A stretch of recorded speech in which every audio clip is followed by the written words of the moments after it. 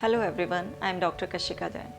आज इस वीडियो में मैं बात करने वाली हूँ ओसीडी के एक टाइप के बारे में जिसमें इंसान के दिमाग में बार बार साफ सफाई को लेकर विचार आते रहते हैं। मैंने अपने पिछले वीडियो में बताया था कि ओसीडी में क्या होता है कि एक इंसान के दिमाग में बार बार किसी एक चीज़ के लिए विचार आता रहता है और उसे बहुत ज़्यादा एंग्जाइटी हो जाती है और उस एंग्जाइटी में फियर होता है कि अगर उसने उस काम को नहीं किया तो उसके साथ कुछ गलत हो जाएगा। और उसी एंग्जाइटी की वजह से वो इंसान बार बार उस काम को करता रहता है। टेम्परेरीली उसको रिलीफ मिलता है, लेकिन थोड़ी देर बाद ही फिर से उसके अंदर इम्पल्स उठती है कि मैं उस काम को दोबारा करूं, और ये लूप चलता ही रहता है। उस इंसान का टाइम वेस्ट होता रहता है, उसका कॉन्फिडेंस चला जाता है। तो ये सब ओसीडी में बार बार होता रहता है। तो जो क्लीनिंग की ओसीडी होती है उसमें क्या होता है, जैसे कि उसमें बार बार ऐसा विचार आता है कि उनके हाथ साफ नहीं हैं, या जिस जगह पर वो बैठे हैं वहाँ पर साफ़ सफाई नहीं है। ऐसे लोग अपनी पर्टिकुलर हाइजीन को लेकर भी बहुत कॉन्शियस रहते हैं, जैसे कि अगर नहाएंगे भी तो एक एक घंटा, दो दो घंटा, कुछ लोग तो चार चार घंटे भी बाथरूम में फंस जाते हैं और वो बार बार अपने आप को साफ़ करते रहते हैं। इवन जिस बाल्टी को, जिस मग को वो यूज़ कर रहे हैं उसको भी मांझ कर इस्तेमाल करेंगे, फिर उसके बाद भी करेंगे, और गलती से अगर कोई हाथ लग गए दोबारा से उस पर तो फिर दोबारा से वो उसको साफ़ करेंगे। इसी तरीके से अगर किचन में भी काम कर रहे हैं तो किचन में काम करते हुए भी वही एंग्जाइटी और बार बार थॉट्स आते हैं। साफ़ बर्तनों पर भी उनको जर्म्स दिखाई देते हैं और वो उनको फिर से साफ़ कर कर इस्तेमाल करते हैं। और एक बार, दो बार, किसी को 10 बार, 20 बार, 50 बार भी बार बार वो थॉट आता है कि यहाँ पर साफ़ सफाई नहीं है। और अपने तक ही सीमित नहीं रखते वो इस एंग्जाइटी को, अपने आसपास जो भी लोग होते हैं जैसे उनके फैमिली मेम्बर्स, उनको भी बाउंड करते हैं, उनको भी फोर्स करते हैं कि वो भी बार बार हाथ धोएं, या हर चीज़ के लिए किसी भी चीज़ को ऐसे ही ना छू दें। और अगर कोई गलती से छू देता है तो वो बहुत गुस्सा हो जाते हैं और गुस्से में वो कुछ ऐसे वर्ड्स का इस्तेमाल कर देते हैं जो नहीं करने चाहिए, या फिर दूसरा इंसान इरिटेट हो जाता है तो घर में एक लड़ाई झगड़े और तनाव का माहौल हो जाता है। जैसे मेरी एक क्लाइंट है, उनको साफ़ सफाई का इतना वो है कि उनके घर में काम वाली भी आती है तो वो काम वाली के आसपास घूमती रहती हैं। उनको ये वहम रहता है कि काम वाली कहीं कुछ भी ऐसे ही हाथ लगाकर वापस से बर्तनों को ना छू दे, या मेरे बेड को ना छू दे, हैंडल को ना छू दे, तो उनका बहुत टाइम वेस्ट हो जाता है। अब ऐसे इंसान को पता तो होता है कि जहाँ पर ये थॉट आ रहा है इसका कोई मायने नहीं है, इसमें कोई रियलिटी नहीं है, ये महज एक इंट्रूसिव थॉट है, महज उनका एक वहम है जो एंग्जाइटी की वजह से उनको आ रहा है, लेकिन फिर भी वो इस पर कंट्रोल नहीं कर पाते और बार बार रिपीटेडली करते रहते हैं। उन्होंने मुझे खुद बताया था कि एक बार उनकी डॉटर जो टॉयलेट यूज़ कर रही थी तो टॉयलेट का जो कवर होता है वो उसकी बैक पर हल्का सा टच हो गया,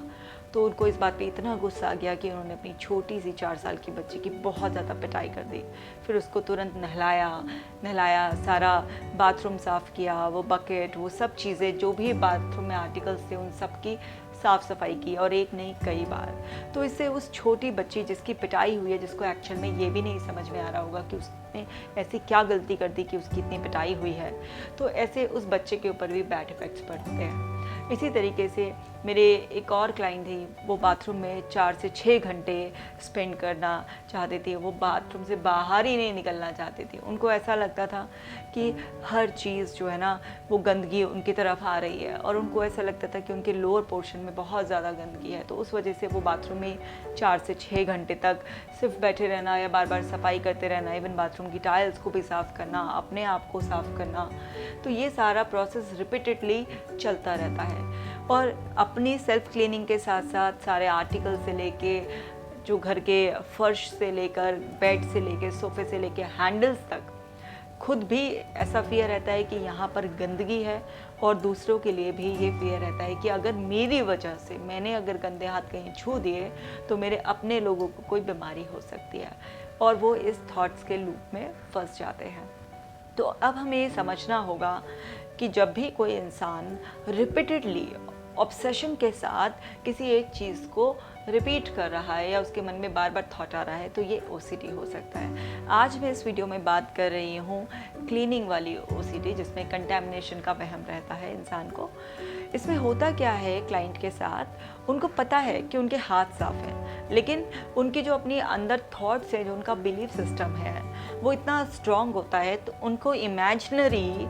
वो जर्म्स दिखाई देने लगते हैं। बिकॉज हमारा माइंड कैसे काम करता है, हमारी जो भी थॉट्स होती हैं, जो हमारे बिलीफ सिस्टम का पार्ट होते हैं, जिन पर हम पक्का बिलीव करते हैं, वो हमारे अंदर इमेजिनेशन प्रोड्यूस करने की पावर रखती हैं। और ऐसे लोगों को रियल में लगने लगता है कि यहाँ पर गंदगी है, और उनको इतनी सीवियर एंग्जाइटी होती है कि उनके लिए उस चीज़ को रेजिस्ट करना एकदम इम्पॉसिबल हो जाता है, और आउट ऑफ फियर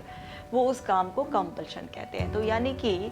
अगर क्लीनिंग वाली OCD आपको है, तो उसमें आपके साथ एक तो थॉट आएगा, और थॉट बार बार इस सीवियरिटी से आएगा कि आपके अंदर इतनी एंग्जाइटी हो जाएगी कि आप रेस्टलेस फील करेंगे। रेस्टलेस में ऐसे लोग फील कर सकते हैं कि किसी को पैल्पिटेशन हो सकती है, किसी के